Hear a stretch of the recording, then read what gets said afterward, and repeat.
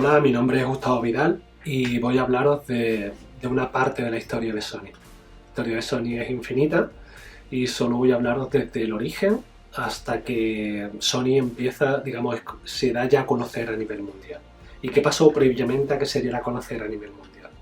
Se da a conocer a nivel mundial en el año 1983 con la gama ES y bueno, el resto de componentes que no eran ES.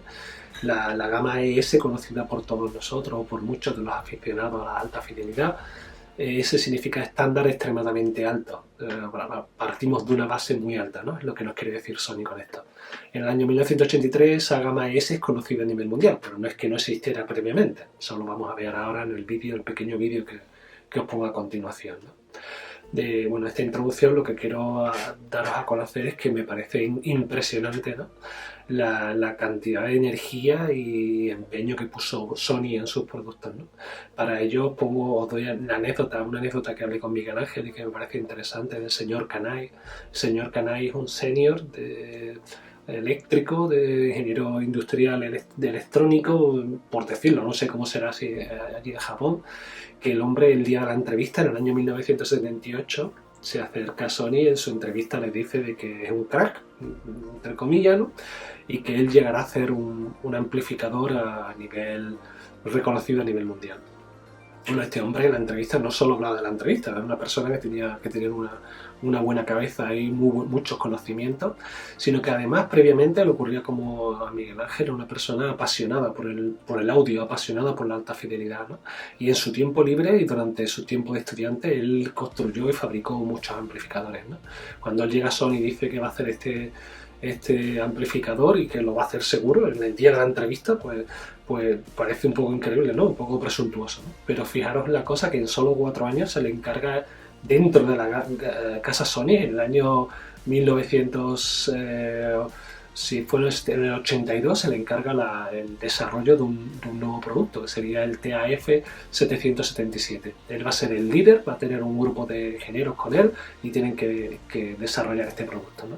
Durante el transcurso de un año, él emplea todos sus conocimientos, toda su energía, y él cree que va a ser la rehostia, ¿no? Lo que va a hacer, ¿no? Entonces, el día de la presentación del producto, se acerca un senior de la gama Spirit.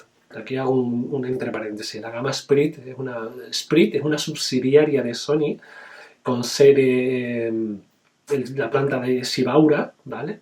Y que era la parte de Sony que se encargaba, esta subsidiaria se encargaba de toda la tecnología y todos los avances tecnológicos, ¿no? Masaru Nagami era el ejecutivo a cargo de esta gama Spirit, y este hombre pues bueno, se dedica con un grupo pequeño de ingenieros de los mejorcitos que pudiera haber en el momento, y se le da el encargo de hacer los mejores productos de audio del mundo. Será su encargo. Prescindiendo de beneficio económico. Lo único que quiere es que se les conozca a nivel mundial. O sea, lo que ellos querían era el reconocimiento a nivel mundial de lo que hacían era bueno, ¿no? Bueno, pues ya, eso es otro vídeo, de hablar de la gama Spirit. La cosa es que este senior, cuando está presente en la presentación de este prototipo, le dice que cuando lo presenta, le dice que no está mal, para empezar no está mal. Entonces Masaru Nagami dice que enfermó, ¿no? Se puso malísimo, no dormía, no comía. Decía, ¿cómo es posible que me hayan dicho a mí que esto no está mal para empezar? Si yo soy un crack, ¿no? He tenido contacto con la mejor gente, he utilizado los mejores productos, he tenido en cuenta todo. ¿Cómo me pueden decir que esto está bien para empezar, ¿no? Y entonces le empezaron a enviar revisiones, ¿no? Él formaba parte de ese grupo de personas en los que se habla de una revisión y se plantea ese tipo de revisión.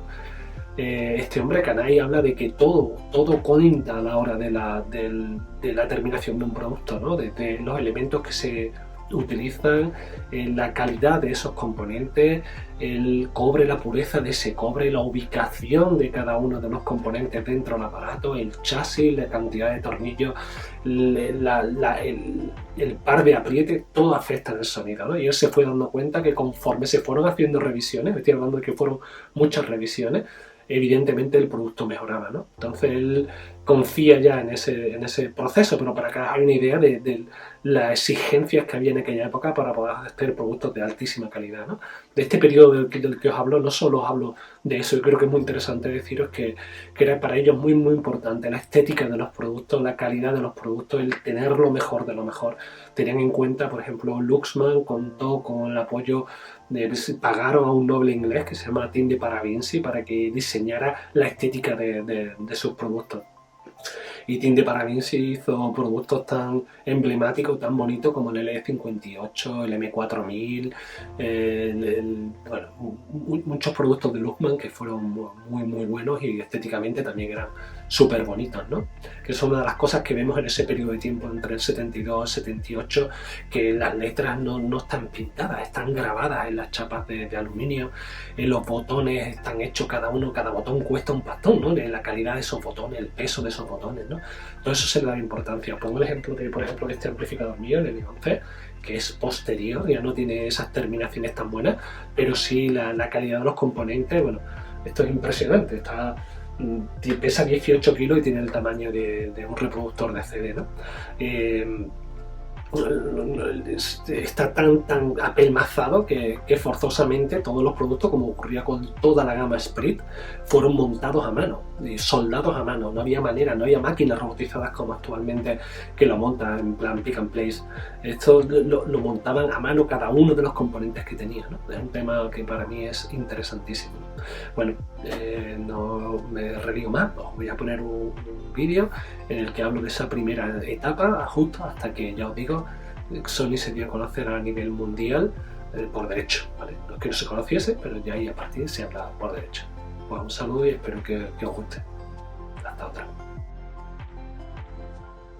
Todos conocemos esta marca, multinacional japonesa con sede en Tokio y uno de los fabricantes más importantes a nivel mundial en electrónica de consumo, audio y vídeo, computación, fotografía, videojuegos, telefonía móvil, productos profesionales, suma y sigue. Después de Citation de Harman Kardon, en Estados Unidos la serie S de Sony es la de serie de alta fidelidad japonesa más antigua y también la más valorada y conocida. Todas las demás llegaron más tarde, incluso mucho más tarde. S como etiqueta de marketing se mantuvo hasta 1983 solo en Japón. De hecho, S aparece en circuitos de audio en Japón desde 1954, con algunas de las primeras grabadoras de bobina abierta de transmisión de Sony, que son las S1 y S2. Pero no queda claro que esta abreviatura ya significase lo que significaría más tarde. Lo que significa S, y que queda claro después de 40 años de producción, es estándar extremadamente alto, de 1966, es la primera vez en la que aparece. Lo que viene a decir es que las exigencias de Sony en cuanto a la base de sus componentes son altísimas. Esto no impidió que Sony vendiera millones de componentes de alta fidelidad, la mayoría de las veces superando en venta a sus competidores a pesar de que los precios eran más altos, y en general a que Sony utilizase una publicidad poco convincente y mala. La serie S se lanzó oficialmente en noviembre de 1965, aunque el primer componente S, el amplificador TA1120, estuvo listo a finales de verano. Entre 1966 y 1969, la serie de componente S se aumentó rápidamente para alcanzar el nirvana de la alta fidelidad dentro de una única marca. Amplificadores de potencia, preamplificadores, tocadiscos, brazos, altavoces, sintonizadores, un cartucho y una grabadora de bobina abierta. En 1969, la primera serie S se convirtió en un éxito instantáneo, mientras que Matsushita todavía tenía 5 componentes a válvulas, Sansui y Kingwood unas cuantas unidades japonesas y Pioneer aún era una industria menor. Sony estaba vendiendo sus STR6060, TA1120, TA3120A y TTS3000 por miles y miles en todo el mundo.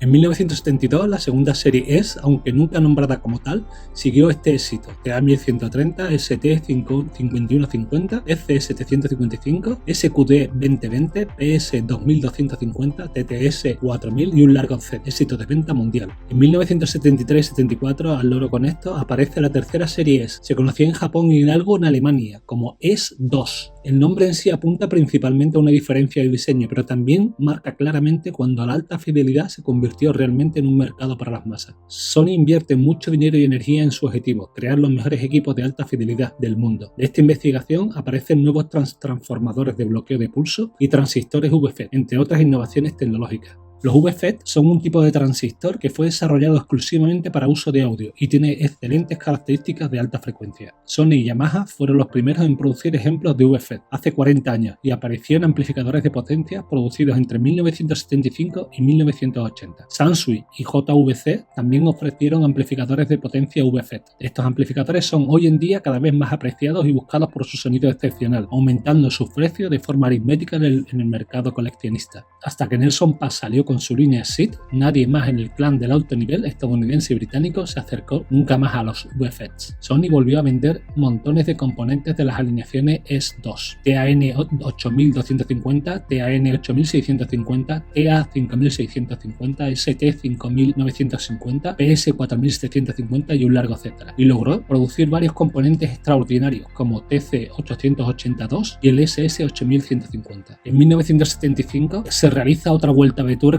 más en la alineación S2, con productos de calidad, precios que hacen pensar que Sony no busca beneficio económico aún vendiendo sus productos a precios altos para la época. TAE8450, TAN8550, TAN5550 y TA4650, vendida como la primera máquina práctica equipada con VFETs. Aparece el ppm o medidor de programa de pico, del que algunos dicen que solo esa pieza costaba más cara en producción que una tapa de potencia de primera línea dentro de la marca. Después de esto, en 1976-77 el mercado de alta fidelidad está funcionando a toda velocidad y aparece una especie de diferenciación entre sus productos con una segmentación de ultra alta calidad, la denominada por algunos series Presprit, TAE86B, TAN86B, TAN88B y TAE88B. De estas alineaciones se vuelven realmente pletóricas. En 1976-77 los últimos productos de la gama S2 dan paso a sus gemas, TAF6B, TAN7B, TAE7B, STAE7B, etc., junto con un impulso increíblemente exitoso hacia la ultra alta gama o extremo superior, que sería la serie Presprit. En 1979 de este stand se evoluciona la serie Sprit, que dejó a la serie S en un estrato cualitativamente inferior. Una vez que los mercados nacional y europeo y de Estados Unidos aceptaron la mayor calidad posible de estos componentes de muy alta gama, de ultra alta gama, Sony cobró la credibilidad en la calle y usó el nombre Sony Sprit, abreviado como S, en años de componente MIDFI. Es cuando aparece S en Europa y en Occidente y en el resto de los países. Previamente, como hemos dicho, hasta el año 82 solo se producían en Japón, solo aparecía ese logotipo en Japón para los productos japoneses y a partir del 82 aparece para el resto del mundo. En 1982, octubre, es el renacimiento de S y su nacimiento para nosotros occidentales. Alineación dedicada, catálogos delicados y el logotipo es claro, simple, serigrafiado. En las placas frontales tomó 17 años, pero S por fin fue palpable y visible y materializado para el resto del mundo.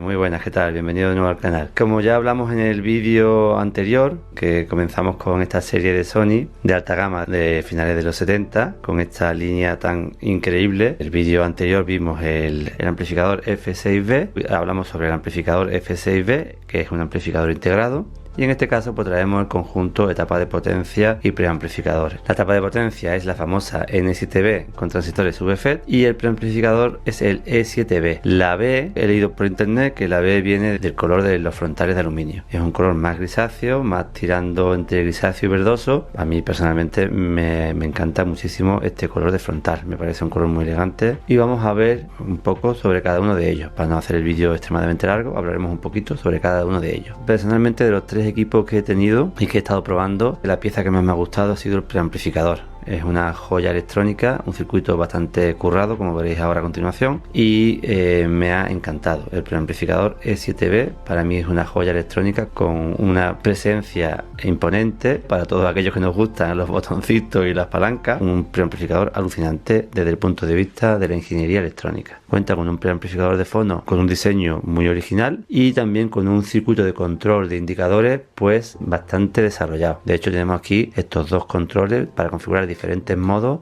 de indicación de potencia en los indicadores Bummeter. Es muy parecido, se pueden confundir fácilmente con el amplificador integrado del vídeo anterior. Pero no, este es un preamplificador y el otro era un amplificador integrado. A día de hoy se vende como preamplificador audiófilo y la verdad es que está a unos precios, la verdad que tiene un precio carísimo. Estos equipos vintage alcanzan unos precios que la verdad es que me parecen bastante elevados, pero y bueno, sí es verdad que es una pieza electrónica muy bien diseñada. Ya digo, se considera un preamplificador a día de hoy audiófilo y una de las joyitas también a perseguir dentro de todo el audio vintage. Por supuesto también la tapa de potencia VFET, aunque personalmente a mí lo que más me ha gustado ha sido el preamplificador. Espero que disfrutéis con estas dos joyitas del audio vintage de un grande, como ya dije en el vídeo anterior, que es Sony. Vamos a inspeccionar un poquito cada uno de estos dos fabulosos y excepcionales equipos electrónicos.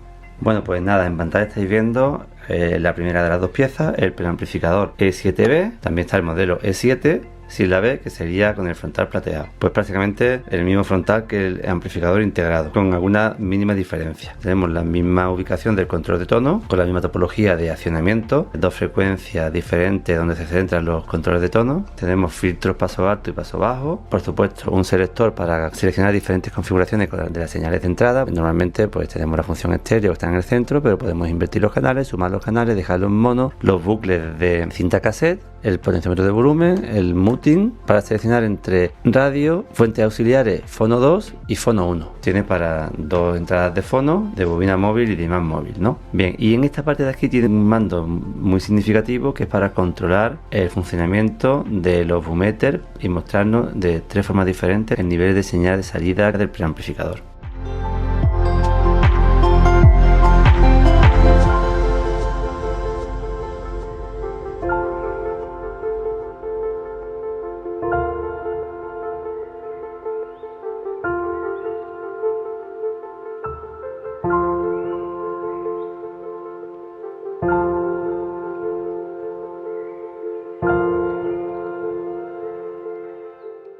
Electrónicamente hablando es una joyita, pero también la calidad de todo y cada uno de los componentes que lo conforman. Se desprende, como siempre digo, bastante calidad y amor por el diseño de los frontales de estos equipos de audio en aquella época. Cada botón parece una obra de joyería, como ahora os voy a mostrar.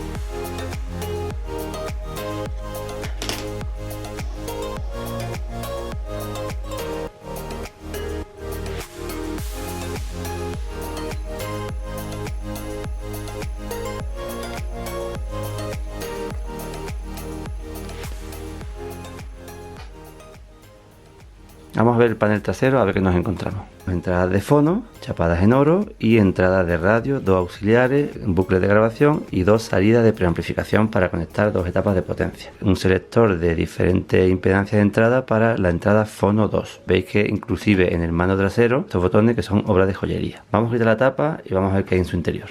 Quiero que veáis lo que me ha pasado a mí cuando le quité los tornillos laterales y quité esta primera carcasa. Pensaba que me iba a encontrar con la parte electrónica del equipo y no es así. Me encontré con lo siguiente.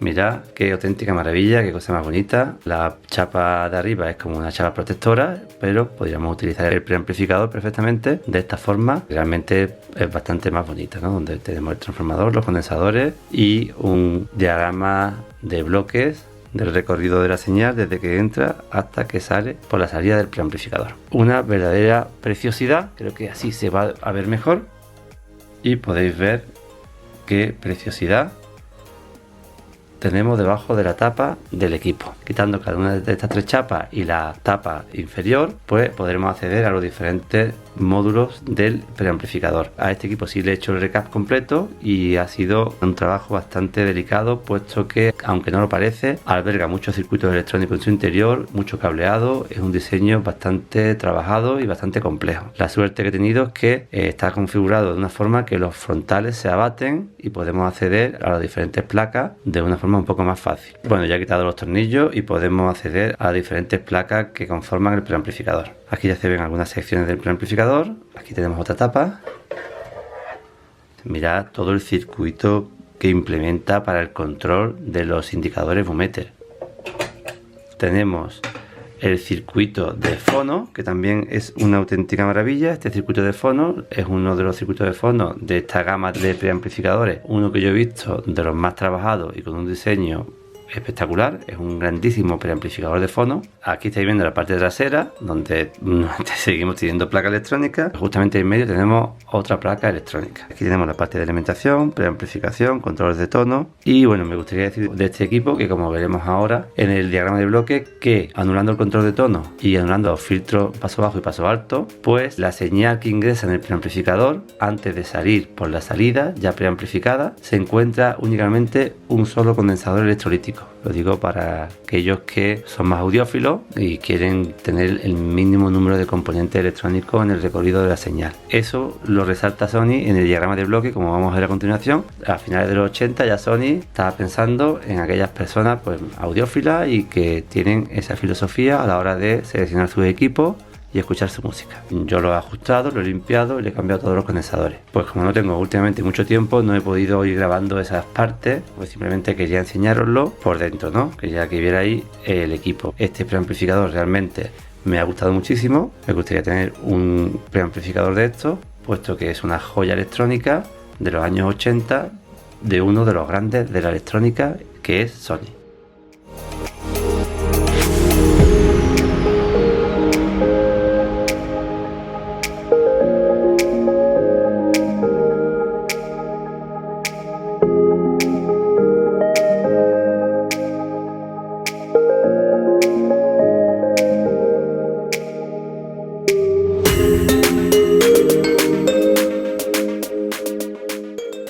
Una prueba muy interesante cuando se repara un preamplificador, o por lo menos que a mí me gusta hacer, es la prueba de señal de onda cuadrada, en la cual podemos comprobar el funcionamiento. Bueno, en este caso, como tenemos un osciloscopio de 2 canales, pues podemos comprobar el funcionamiento de forma simultánea de los 2 canales. Bueno, una prueba visual para ver el comportamiento de los controles de tono y de los diferentes filtros que conforma, en este caso, el preamplificador. Podremos comprobar que el control de tono actúa por igual en los 2 canales. Cómo se deforma la onda cuadrada en función de la frecuencia de corte y la atenuación del control de bajos y del control de agudos. La deformación de las ondas es la misma para los 2 canales y podemos comprobar el correcto funcionamiento del control de tonos. Si tuviéramos alguna anomalía en los controles de tonos, se vería reflejado en estas ondas, quizás para algún vídeo futuro de las pruebas de onda cuadrada para amplificadores de audio.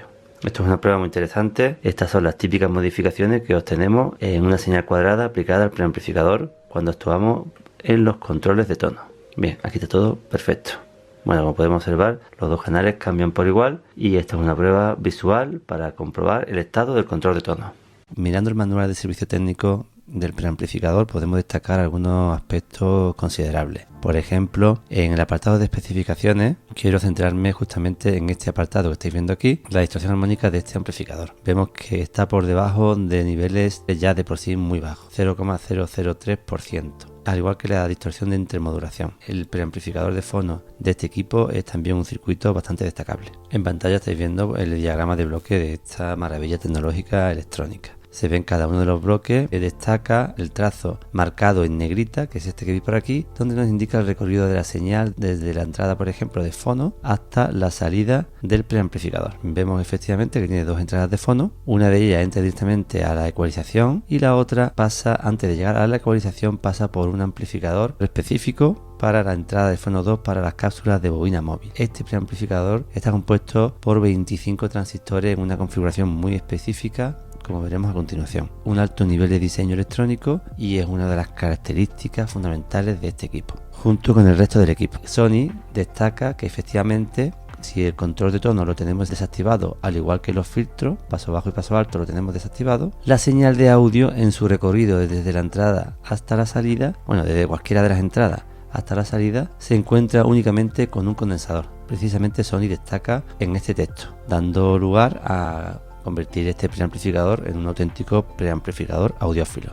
Bueno, y vemos todos los bloques que conforman el equipo. Vemos que tenemos dos salidas para atacar a dos etapas amplificadoras, y efectivamente estas dos salidas están en paralelo, lo que demuestra que a la salida de un preamplificador podemos conectar varias etapas de potencia, que no hay ningún problema. La señal evidentemente se aplica a los conectores de salida, se aplica al conector de auriculares y se coge una muestra de la señal y se aplica al circuito de control de indicadores de nivel de salida. Y tenemos un complejo circuito electrónico para gobernar en última instancia los galvanómetros indicadores, un circuito electrónico que gira en torno a un circuito integrado específico de Sony, el CX067. Realmente me gustaría destacar el amplificador para la cabeza fonocaptora de bobina móvil. En pantalla estáis viendo el bloque o el circuito electrónico que corresponde al bloque de preamplificación de cápsula fonocaptora de bobina móvil. Está compuesto por una cantidad de transistores bastante considerable. Le tenemos aquí el bloque de alimentación estabilizada y regulada, independiente del resto de circuitos del equipo. Y quiero que observéis, la filosofía de Sony fue diseñar un preamplificador para que pudiera manejar la baja impedancia interna y el bajo nivel de salida de las cápsulas de bobina móvil, por supuesto manteniendo una alta relación señal-ruido mediante la implementación en la primera etapa de este circuito de un amplificador diferencial. Normalmente los amplificadores diferenciales están compuestos por dos transistores, sin embargo en este preamplificador está compuesto por 20 transistores, como estáis viendo aquí en pantalla. Estos transistores que estáis viendo aquí están conectados en paralelo, que junto con el otro paralelo que veis por aquí conforman el amplificador diferencial de entrada